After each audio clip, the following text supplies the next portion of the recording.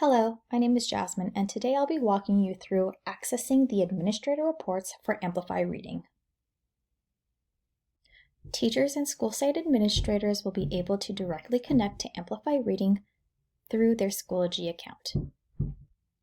Once you have logged into Schoology, you'll click on your courses, select the course, scroll down, and find the Amplify Reading Teacher Edition icon and app on the left-hand side. You'll then be taken to the Amplify Admin Reports Snapshots page.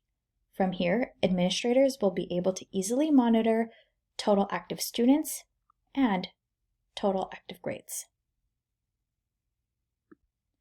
For more details, click on Explore Reports to find reports that show total number of active students by week, number of active students by class, number of students by grade, and time spent by students in the program.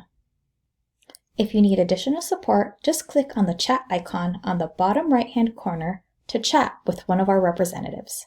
Thank you.